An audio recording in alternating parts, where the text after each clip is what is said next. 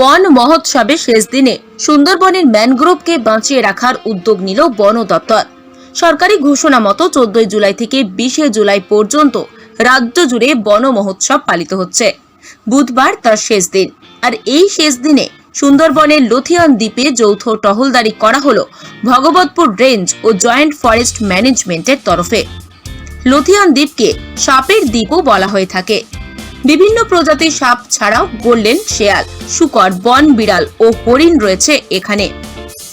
দ্বীপের বিভিন্ন প্রান্ত পরিদর্শনের পাশাপাশি ম্যানগ্রোভ রোপণ করতেও দেখা যায় বনকর্তাদের। উপস্থিত ছিলেন Bhagabatpur range officer Tanmoy Chattopadhyay, deputy ranger Arup Kumar Maiti সহ জয়েন্ট ফরেস্ট ম্যানেজমেন্টের সদস্যরা।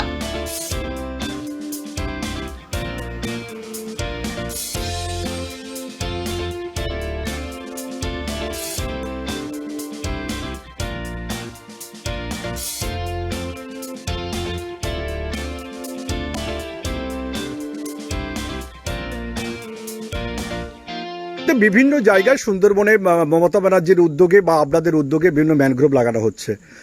এই ম্যানগ্রোভ লাগানো একটা ভালো সবুজায়ন হচ্ছে, কিন্তু মাঝে মধ্যে দেখা যাচ্ছে কয়েকজন অসাধু লোকজন যারা বন দপ্তরের কাছ থেকে বা দূরে কোথাও গাছের ডাল পুঁতে বোর্ড লাগিয়ে বলছে ম্যানগ্রোভ লাগানো হয়েছে। সে সম্বন্ধে আপনারা কি চিন্তা ভাবনা করছেন? আমাদের চিন্তা ভাবনা বলি, সারা পৃথিবীর সৃষ্টির রূপ ভালো মন্দ নিয়ে কিন্তু সারা পৃথিবী।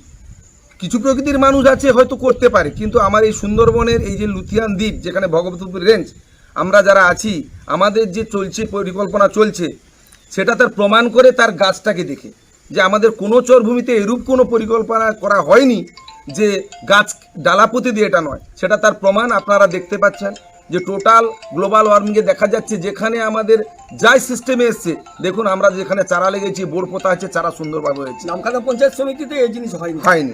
যদি কোথাও আপনাদের কানে আসে ব্যতিক্রমী ঘটনা কোথাও ঘটতে পারে, সেটা দুর্ভাগ্য, সেটা হওয়া উচিত নয়, কিন্তু আমরা চেষ্টা করছি ওইরূপ ধরনের কোনো পরিকল্পনা আমাদের এই রেঞ্জের আওতায় নেই বলে আমরা সুন্দরভাবে বেঁচে আছি।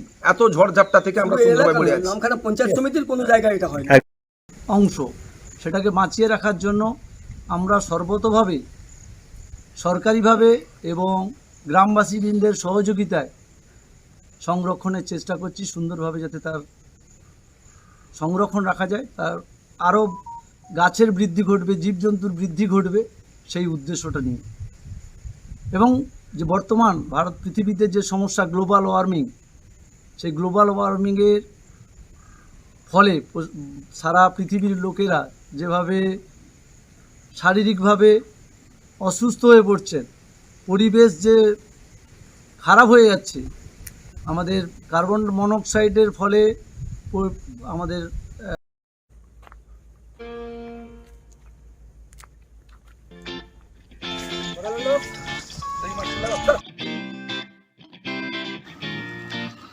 দক্ষিণ 24 পরগনা থেকে বাবলু প্রামাণিকের রিপোর্ট, টিভি নিউজ 10।